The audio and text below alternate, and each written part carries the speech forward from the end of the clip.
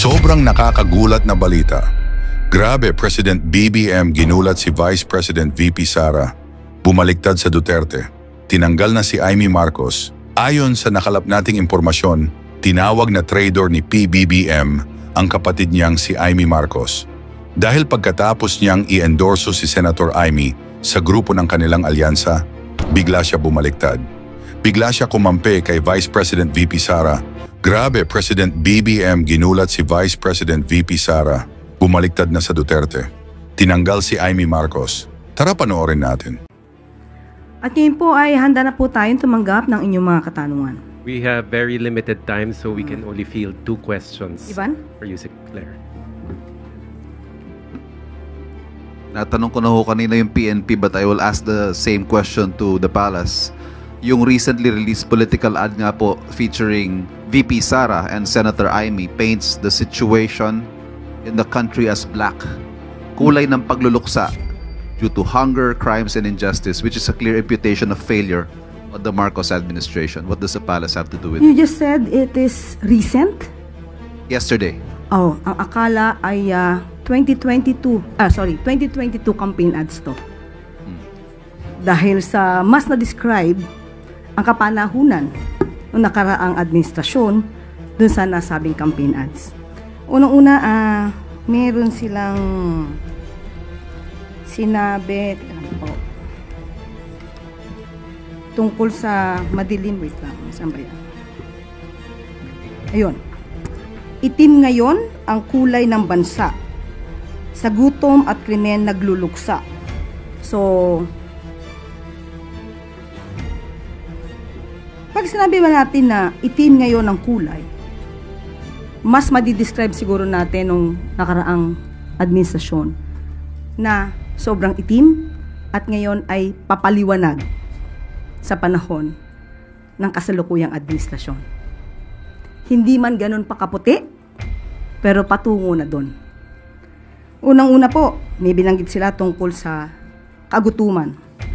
Tandaan po natin na ayon po sa records na rin po na naibaba ang poverty incidence sa panahon ng 2023, 15.5% in 2023 mula sa 18.1% in 2021. You are citing data from? Okay, this is from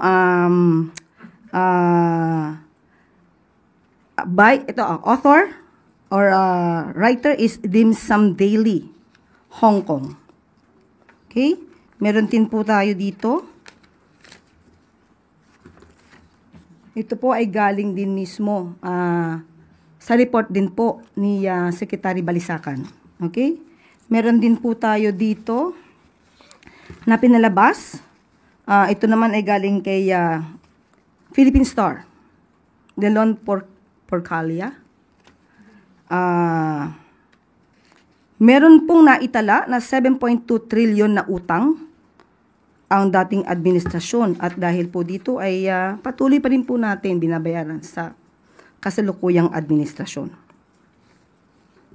At sinasabi nila na tungkol sa krimen, tandaan po natin na meron din po na pinalabas na statistics at ito'y inayunan na rin po ng matagal ni Senate President Chis Escudero na sa panahon po ngayon ay mas mababa po ang crime rate as compared po sa karaang administrasyon. At sinasabi rin po ni Senator Amy, gutom na ang sikmura. Pinaliwanag ko na po yan about the poverty incidents. At gutom pa sa hustisya. Pero hindi po ba yung ibang mga kamag-anak, in particular po, babanggitin ko, ito ay galing sa panulat ni Christina Chi ng philstar.com.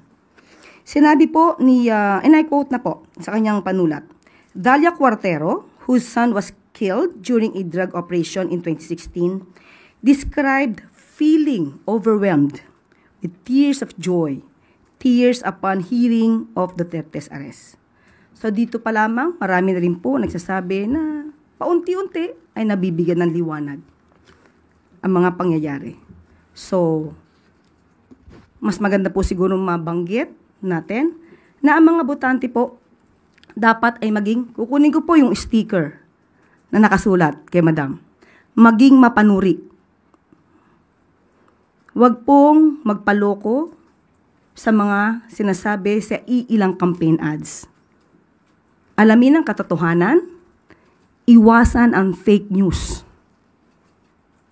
Dignidad mo, boto mo. Kinopya ko po yan lahat mula sa kanyang sticker. Yun lamang po.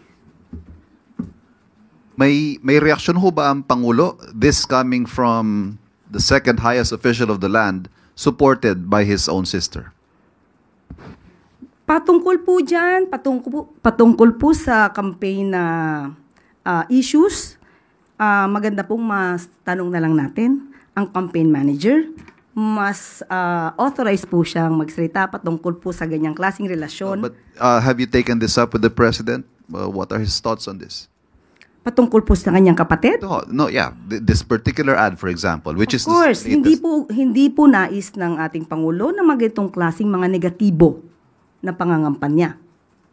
Lalong-lalo na po kung ito ay fake news. So, noon pa naman po, sinabi na ng ating Pangulo na labanan natin ang mga fake news. Mas hindi maganda kung ito ay gagawing naratibo sa isang pangangampanya. Okay? Quick follow-up, Ace Romero, Philippine Star. Yusek, the other camp described the present administration or the present state of the country under this administration as itim. Now, kung merong kulay na i-describe yung present admin with regard to our present conditions, kung meron man po, ano po yun? Papunta na po sa paputi. Konting kulan na lang, medyo maputi na. Hindi pa lang po, hindi perfectly white, katulad ng aking sinabi, pero doon po patungo ang kasalukuyang administrasyon. Ngayon naman po ay makakasama natin ang ilang miyembro ng Philippine National Police para naman sa anti-criminality efforts na utos ni Pangulong Marcos Jr. Nandito po ngayon sina Major General Roderick Agustus Alba and Director for Police Community Relations. At saka si PNP Public Information Office Chief Colonel Randolph Tuanyo. Ay, sir. Kayo na po.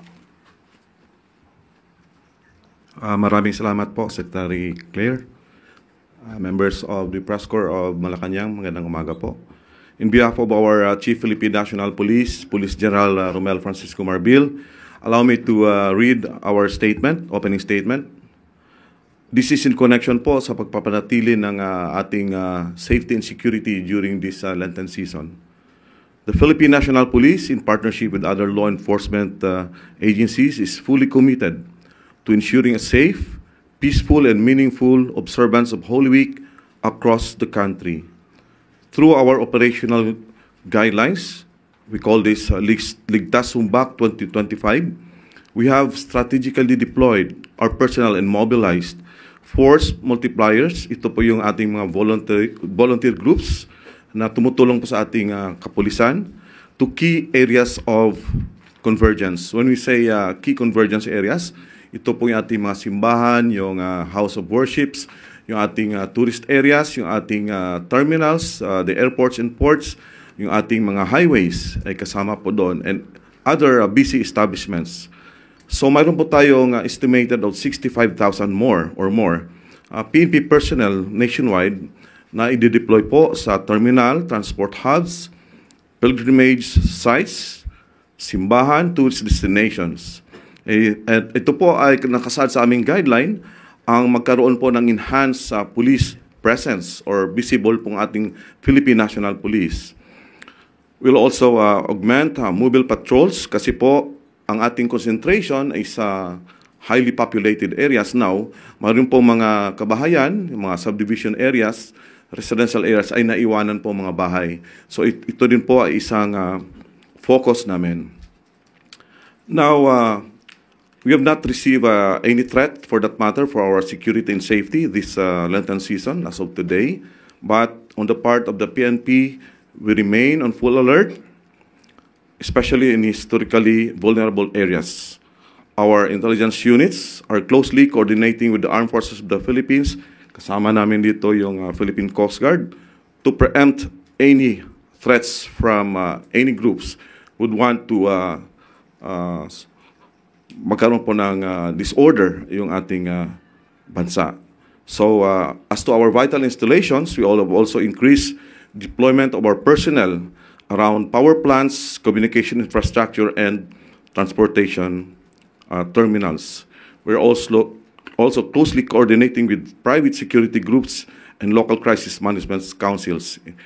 Sinabi po natin, Good Secretary kanina, mayroong mga possible road mishaps, sea mishaps.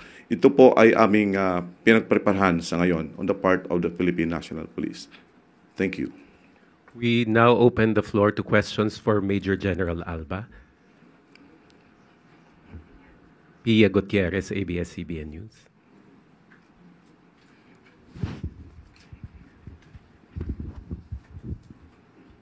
Sir, regarding this Holy Week, ano po yung payo po natin sa ating mga travelers, especially pati din sa mga mag-stay lang po sa kanilang bahay to ensure their safety during this Holy Week break? Yes. Unang-una ay we should remain vigilant, no? Yun ang sabi nga natin, yung crime are attributed to three elements, no? Yung opportunity, yung instrumentality, tsaka yung motive. So kailangan po nating maging vigilant tayo. We save cellphone numbers sa ating mga cellphones, at bago tayo magbiyahe ay alam natin yung mga hotline numbers kung saan po tayo pupunta. And of course, atin pong ipagbilin, no, sa ating mga kasamang bahay or neighbors natin, no, yung mga ating pupuntahan, and make sure na properly guarded yung ating bahay. Of course, na-mention din kanina yung mga risks sa health. Kailangan po nating we are healthy, no, during lalo na yung pagdadala natin ng mga sasakyan.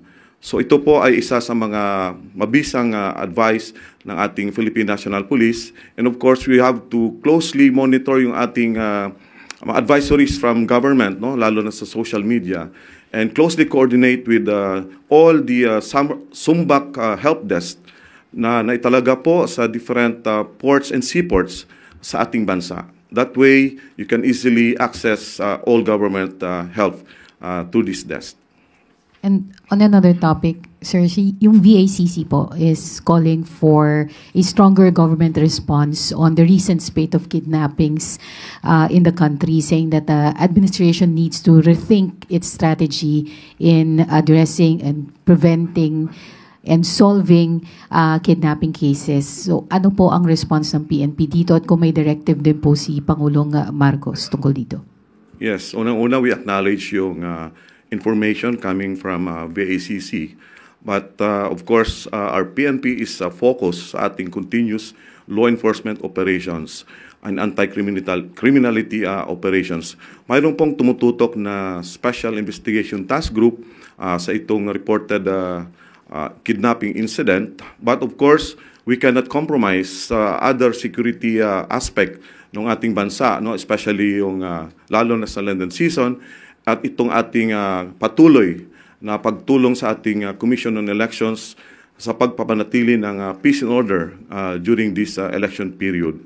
But of course, we acknowledge nga yung sabi ng ating VACC, and we are actually restructuring yung ating, as guided by our Chief PNP, yung ating anti-kidnapping group na lalong mapapalakas yung grupo na ito to curb incidents such as kidnapping. And I'd like also to report, aside from these initiatives, last April 11 po, yung ating Federation of Filipino-Chinese Chamber Commerce Industry Incorporated ay mismong pumunta po sa himpilan ng ating Chief PNP kasama yung key personnel ng Philippine National Police.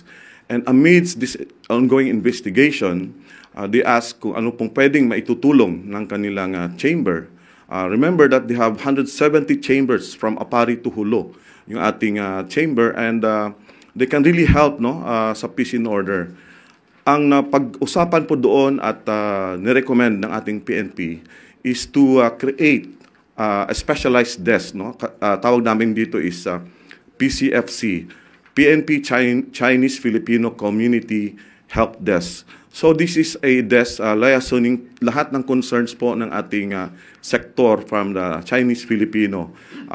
We talk here on protecting yung ating kasamahan sa community and engaging them with the projects and activities na panatili po na ma-sustain natin yung ating peace and order as far as the Filipino-Chinese community is concerned. But definitely, magkakaroon muna po kami ng pilot testing, no? Itong proyekto na ito, like for example in Manila, particularly in Binondo, where the highly concentrated yung ating communities, in Cebu, Davao, Iloilo, in Region 3. Now, if we see that magiging successful yung project na ito po ay ito pong long-term, isa sa mga long-term solution or interventions ng PNP na ma-address po natin yung mga incidents na ganito po.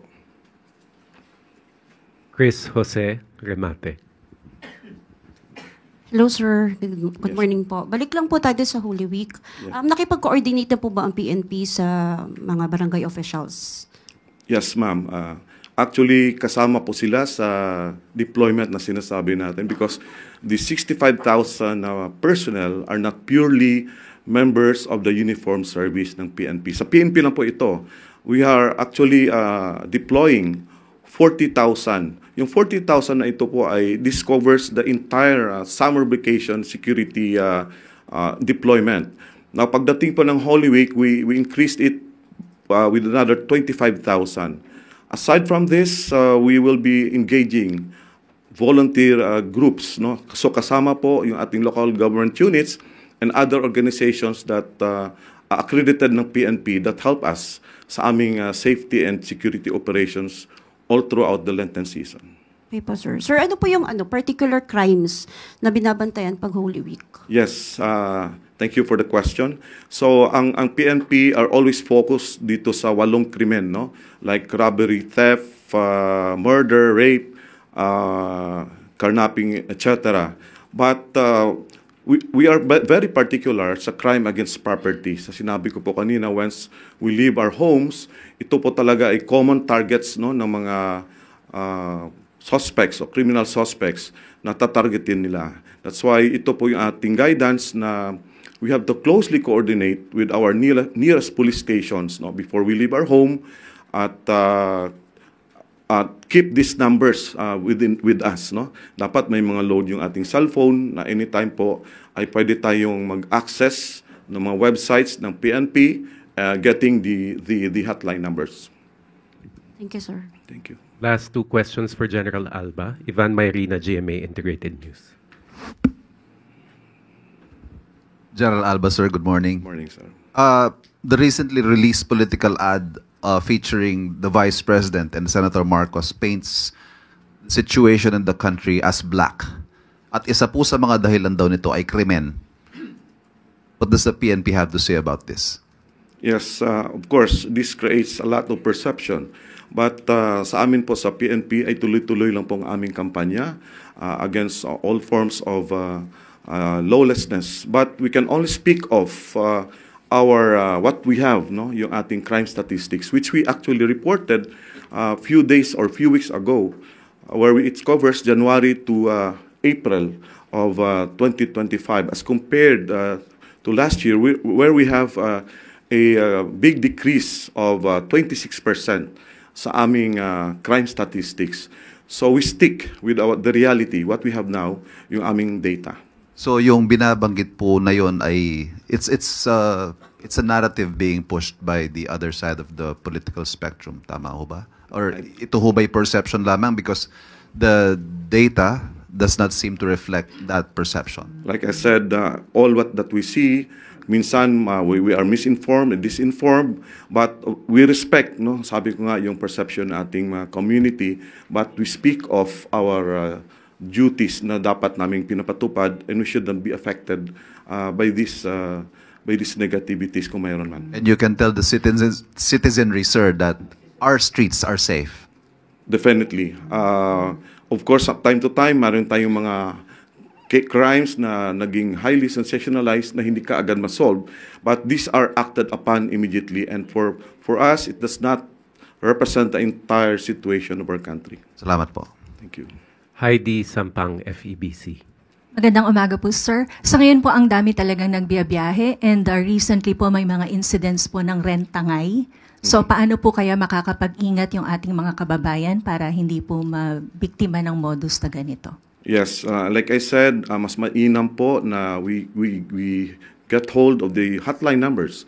Hindi lamang po hotline numbers ng Highway Patrol Group na kung saan siya ay nakatutok sa mga kasong ganito, but the entire hotline numbers of different police stations. Mababasa niyo naman po pag dumadaan ka sa ibang areas, and you get a picture of that, and you report immediately. Now, we are actually engaging these groups, no, itong mga rent-a-car na businesses, to closely coordinate with our police stations and our Highway Patrol Group. Binigyan na po ng instruction ng ating Chief PNP, yung HPG, na tutukan ang ganitong mga kaso. Pero sir, when it comes to prevention, so para po makaiwas na hindi po sila mabiktima ng ganun, ano po yung mga parang red flag? PIO, can you respond to please? Thank you, sir. Thank you. Salamat po. Kausap po natin yung director po ng ating Highway Patrol.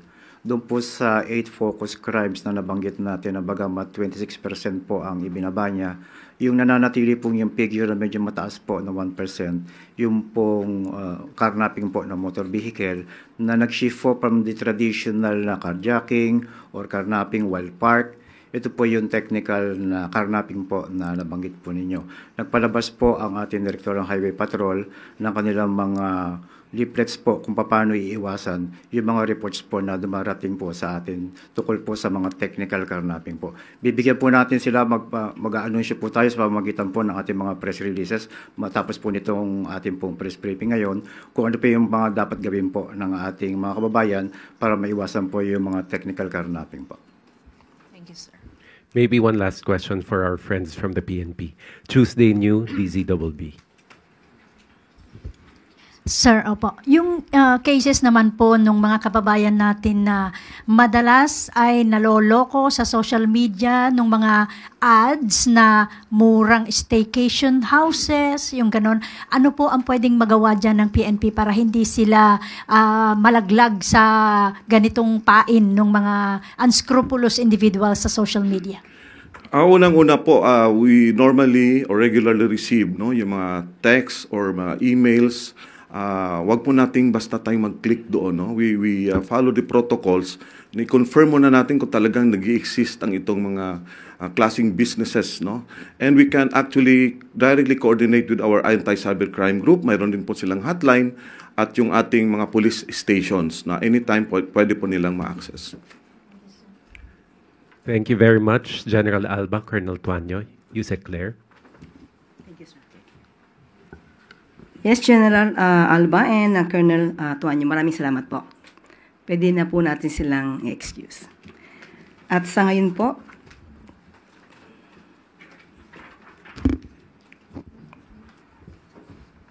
makakasama naman po natin si Coast Guard Deputy Spokesperson Commander Michael John Encina. Good morning, sir. Good morning.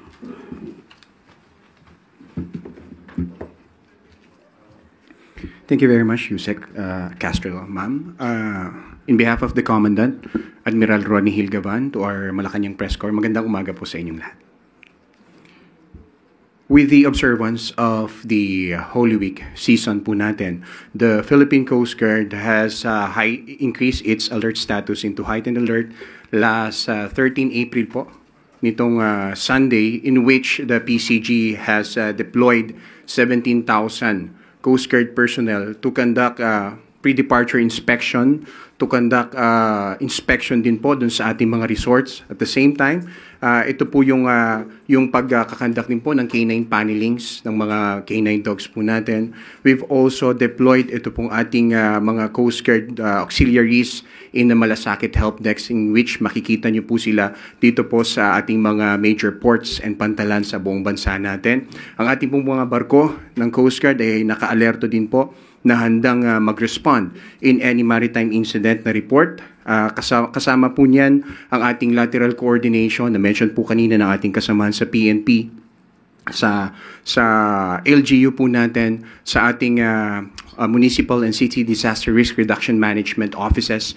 Kasama na rin po yung ating mga coastal barangay. So malawak po ang ginagawa ng PCG ngayon at paghahanda upang ma-ensure at matiyak po natin na ang mahal na araw ay magiging safe and secure sa ating mga bakasyonista at turista. Maraming salamat po. We now open the floor to questions for Commander Encina. Kenneth Paciente, People's Television.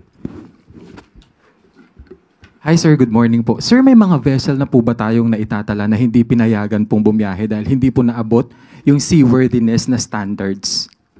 Sir, as of the moment, wala naman po tayong namamonitor pa ng mga vessel na hindi naabot yung safety standard. The fact na before po sila mag-conduct ng kanilang mga voyages, we ensure that we have Coast Guard personnel deployed to conduct the pre-departure inspection. Once na hindi po sila mabigyan or ma-providean ng clearances ng Coast Guard, their company will be alerted to renew their pertinent documents prior to that. Tuesday New, DZBB. Good morning, sir. So far, sir, sa inyong monitoring, anong mga pantalan po yung kailangang bantayan ng husto for possible overloading doon sa mga barko at yung hindi na iiwasan may paglabag yung mga ship owners tungkol dito dahil sinasamantala yung pagkakataon na maraming pasahero. So baka sumusobra yung pagbebenta nila ng tickets o pasahero doon sa barko. Yes, speaking of overloading, mapunta muna po ako doon. For the overloading, our Secretary Vince Dizon has directed the Philippine Coast Guard, the Marina, and the PPA to strictly observe ito pong anomaly na ito. So hindi po natin hinahayaan, particular kami po sa Philippine Coast Guard, ang any acts of overloading both in passengers and cargo. So hindi lang po natin chine-check yung mga pasahero, figures kung ilan po dapat ang sumasakay sa ating mga barko, particular at gayon na rin po itong ating mga kargamento na niloload. Kasi it doesn't exempt them for this overloading issue po natin. We are also in close coordination, ma'am, sa ating mga shipping owners. At tayo po ay nananawagan sa kanila, tama po yung na-mention nyo, no? Na huwag samantalihin ang pagkakataong ito. And we will not tolerate po once na meron po kaming ma-observe na mga overloading vehicles or overloading ships na magbiyabiyahe po, and we will not allow them in the first place. Because before they depart, we will be conducting yung pong ating tinatawag na pre-departure inspection. Ano po yung mga pantalan na mahigpit ang pagbabantay ninyo? So for the major ports po na ating binabantayan, kasama po dyan yung ating Metro Manila, of course, North Harbor. Meron po tayong minomonitor din somewhere in Batangas Port. So very busy din po yung area yan. Ang ating pong Cebu, Zamboanga area. So yan po yung mga major ports na tinitingnan natin. And for the long voyages po, maidagdag ko lang po, no? Ang Philippine Coast Guard also is deploying po itong ating mga tinatawag na sea marshals. Kasama po nila yung ating mga pasahero during the long voyages po. Thank you, sir. Pia Gutierrez, ABS-CBN. Sir, last year marami tayong na-monitor na mga incidents of drowning during the Holy Week break. Meron po ba tayong ginagawa to prevent this from happening or at least ma-minimize yung number of casualties?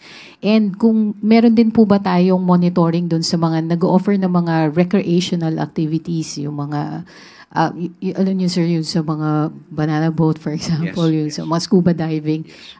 Paano po yung monitoring natin dito to prevent any accidents po?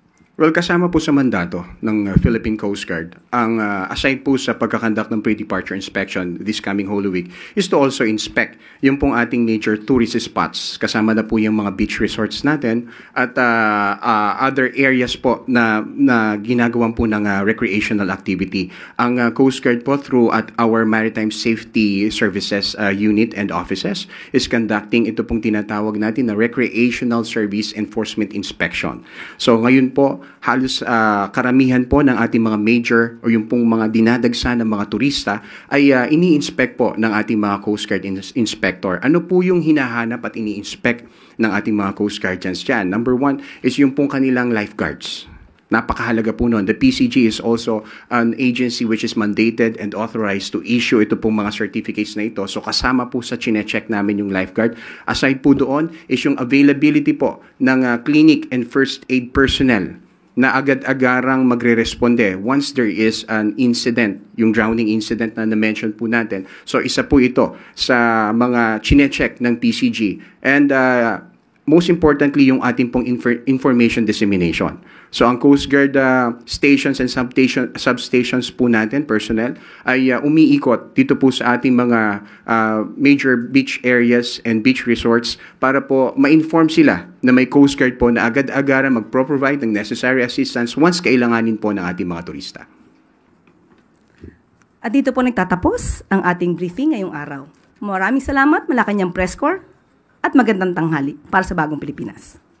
Ngayon, ikaw bilang Pilipino, ano ang masasabi mo at reaksyon sa balitang ito? Mag-iwan ka ng komento sa ibaba at atin pong babasahin isa-isa.